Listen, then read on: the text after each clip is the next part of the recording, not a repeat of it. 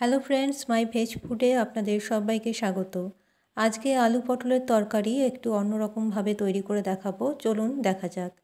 এখানে পটল নিয়েছি 250 গ্রাম, আর পটল টুকরো করে কেটে নুন হলুদ মাখিয়ে রেখেছিলাম। এবার কড়াইতে সাদা তেল গরম করে এর মধ্যে পটলের টুকরোগুলো দিয়ে ভালো মতো ভেজে তুলে রাখবো অন্য একটা পাত্রে। গ্যাসের ফ্লেম মিডিয়ামে রেখে পটলগুলো একটা ঢাকা দিয়ে ভেজে নিচ্ছি। অন্যদিকে একটা মশলার পেস্ট আমি তৈরি করে নেব। এখানে নিয়েছি স্বাদ অনুযায়ী লবণ, হাফ চামচ হলুদ গুঁড়ো, হাফ চামচ জিরের গুঁড়ো, হাফ চামচ গরম মশলার গুঁড়ো, হাফ চামচ লাল লঙ্কার গুঁড়ো আর হাফ চামচ নিয়েছি কাশ্মীরি লঙ্কার গুঁড়ো। গুঁড়ো মশলাগুলো সামান্য জল দিয়ে মিশিয়ে রাখছি। আর জলে ভিজিয়ে রাখলে গুঁড়ো মশলার স্বাদ কিন্তু একটু বেড়ে যায়, তাই সামান্য জল দিয়ে এটার একটা পেস্ট তৈরি করে রেখে দিচ্ছি এক সাইডে। আর অন্যদিকে দেখে নেব পটল ভাজা হয়েছে কিনা। ঢাকাটা সরিয়ে নিলাম। দেখুন পটল কিন্তু প্রায় ভাজা হয়ে গেছে।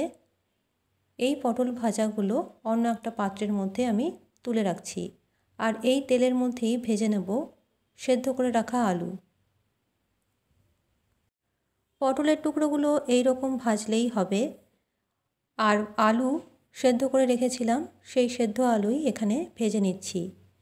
এখানে বলে রাখি, আমার চ্যানেলের সব রেসিপি সম্পূর্ণ নিরামিষ। আমার ফেসবুক পেজ মাই ভেজ ফুড আপনারা অবশ্যই ফলো করুন।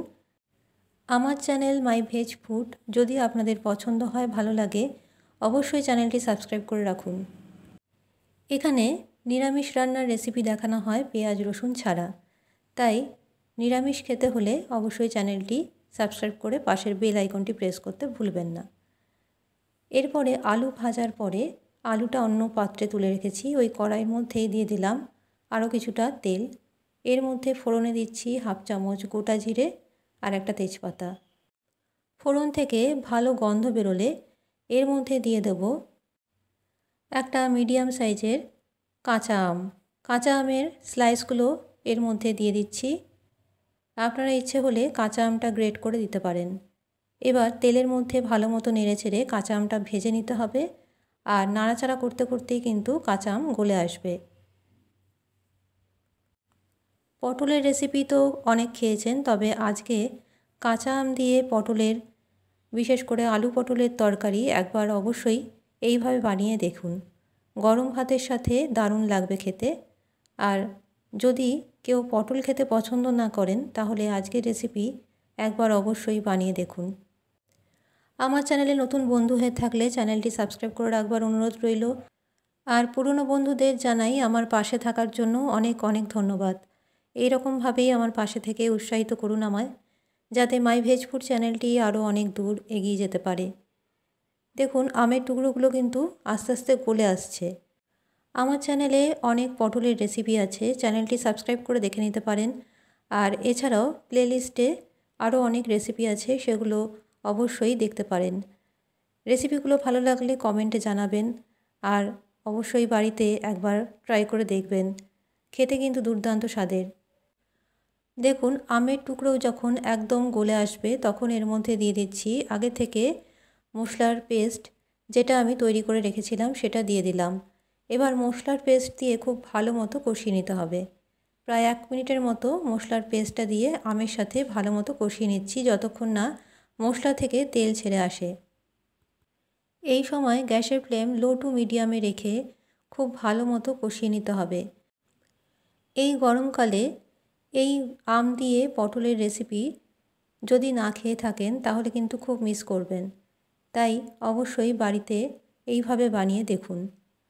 যখন মশলা থেকে তেল ছেড়ে আসবে, তখন এর মধ্যে দিয়ে দিচ্ছি সেদ্ধ করে রাখা আর ভেজে রাখা আলু আর ভেজে রাখা পটল।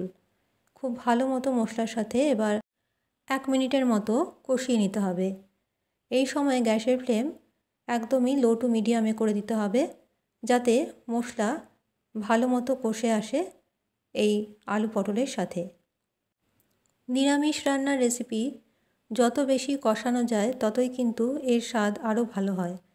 তাই কষিয়ে এর থেকে যখন ভালো গন্ধ বেরোবে, তখন এর মধ্যে দিয়ে দিচ্ছি 1 গ্লাস পরিমাণ জল। জল দিয়ে ভালো মতো নেড়ে ছেড়ে প্রায় 5 মিনিটের মতো একটা ঢাকা দিয়ে ঢেকে রাখতে হবে। যেহেতু এখানে আলুটা সেদ্ধই দিয়েছি তাই বেশিক্ষণ সময় লাগবে না। প্রায় 5 মিনিট একটা ঢাকা দিয়ে ঢেকে রাখছি। 5 মিনিট পর ঢাকাটা সরালাম। এরপরে এর মধ্যে দিয়ে দেব 1 চামচ চিনি। চিনিটা অবশ্যই দেবেন। যেহেতু আম দেওয়া আছে তাই চিনিটা দিলে টক মিষ্টির ব্যালেন্সটা ঠিক হবে। এবার খুব ভালো মতো নেড়েচেড়ে 1 মিনিট ফুটিয়ে এটা নামিয়ে রাখবো। তৈরি হয়ে গেল দারুণ স্বাদের আলু পটলের তরকারি। আশা করি আজকের রেসিপি আপনাদের পছন্দ হবে। রেসিপিটি ভালো লাগলে অবশ্যই চ্যানেলটি সাবস্ক্রাইব করে রাখবেন আর একটা কমেন্টে জানাবেন কেমন লেগেছে। লাইক করতে ভুলবেন না। আজকের মতো আমার রেসিপি এখানেই শেষ করলাম। ভালো থাকবেন। নমস্কার।